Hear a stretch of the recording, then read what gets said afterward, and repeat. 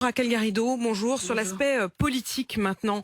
Est-ce que N'empêche pas, dites... pardon, si je peux passer un petit message à la famille Trogneux. Je suis rassurée de savoir que Jean-Baptiste Trogneux va mieux et j'adresse à toute la famille, évidemment, toute mon empathie.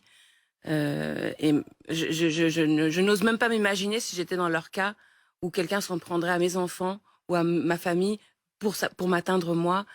Il y a quelque chose de profondément injuste et ils peuvent compter sur mon empathie. Ils peuvent compter sur votre empathie. Est-ce que vous vous dites aussi, peut-être que ce climat, on aurait dû dire stop plus tôt? Alors, le climat général, si vous voulez mon avis sur cette description, je pense qu'il ne faut pas être naïf. Nous vivons dans une situation aujourd'hui en France qui est dangereuse, qui est belligène. Pourquoi? Parce que les modalités pacifiques de règlement des conflits politiques sont bouchées. À chaque fois que les citoyens essayent de trouver un chemin pacifique pour que la volonté générale émane de la société, ils se retrouvent face à des portes blindées, qui sont des portes blindées souvent institutionnelles, qui sont directement inscrites dans les articles de la Constitution de 58.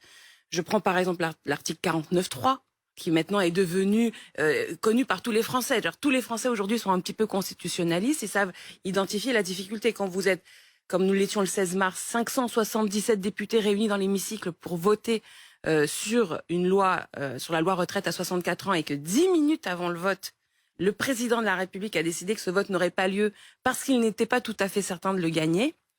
Là, vous êtes dans des hauts niveaux, vous n'êtes pas dans les standards démocratiques. Est-ce que ça explique, est-ce que ça excuse?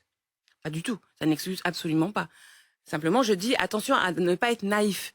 C'est-à-dire, si vous voulez que si vous voulez la paix, en fait, il faut des modalités pacifiques de régler les conflits. Et c'est quoi? C'est le fait, par exemple, d'écouter les syndicats. Quand 11 centrales syndicales sont d'accord pour vous dire qu'il ne faut pas la retraite à 64 ans, il faut les écouter. Quand des millions de personnes manifestent, il y a eu plus de 10 grandes journées de mobilisation, quand il y a des grèves, voire des grèves reconductibles. Alors, vous voyez, la société doit trouver ces chemins-là. En tout cas, ce problème d'écoute et le sentiment que tout est bouché, ça, c'est de la responsabilité des institutions et je comprends bien aussi de la manière dont Emmanuel Macron gouverne. Mais est-ce que vous vous dites pas aussi à un moment, quand la semaine dernière, il y avait des manifestations avec Louis XVI, on l'a décapité, Macron, on peut recommencer, et que l'un des députés, la France Insoumise, était présent et a scandé ces slogans. Quand un député, la France Insoumise, a mis sous ses pieds un ballon à l'effigie d'Emmanuel Macron et d'Olivier Dussopt, comme si c'était la tête d'un décapité.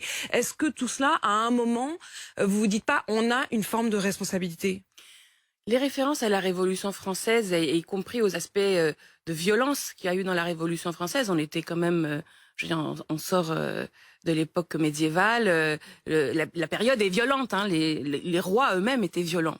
Donc, cette référence de la Révolution de 1789, elle est profondément ancrée dans la culture française. Non, mais est-ce qu'il n'y a pas une forme quelque chose que vous ne pouvez pas reprocher aux romantique gens de faire référence à 1789. Non, mais faire référence à 1789, absolument pas.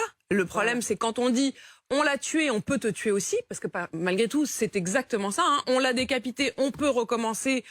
C'est pas juste une référence à la Révolution, c'est une référence à la mort. Certes. Bah oui. Non, mais c'est vrai, c'est vrai. Le ballon sous le pied, Apolline, le ballon sous le pied, Apolline, le ballon comme sous le tête pied, qui aurait roulé ça, pour le coup, de la guillotine. Bon, mais ça veut dire quoi ça pour le coup? Parce que c'était une action syndicale et que donc il faut quand même faire la différence c'était une action entre syndicale. C'était la jambe d'un député LFI et c'était son pied sur cette tête. Non, mais je comprends qu'Olivier Dussopt se soit senti choqué, etc.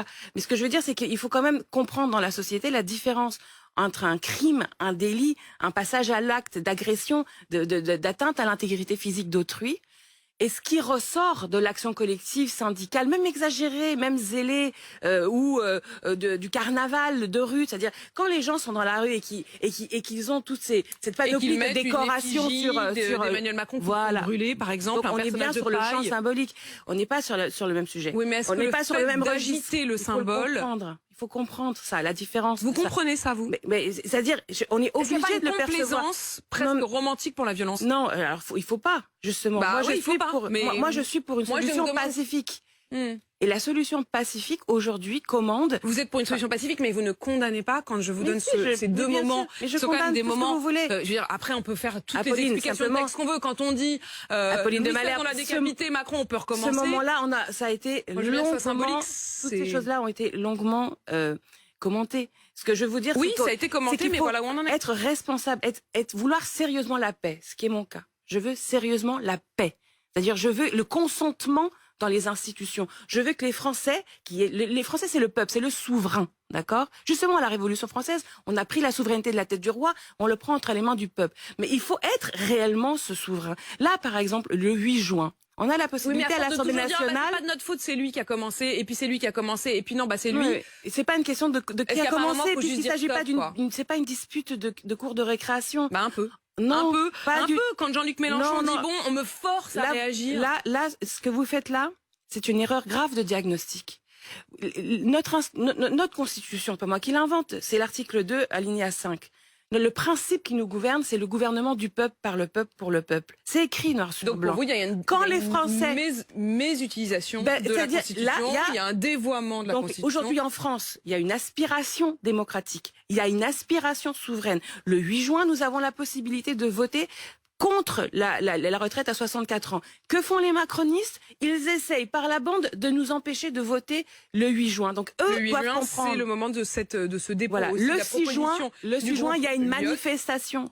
Elle sera pacifique. Les manifestations dans ce pays sont pacifiques. Moi, d'ailleurs, ce qui me fascine, c'est qu'il y a encore autant de millions de Français qui continuent de manifester, de faire la grève, alors que le gouvernement est dans une position extrêmement ferme. Cette fermeté est belligéenne, est dangereuse. Si vous voulez la paix, il faut la démocratie.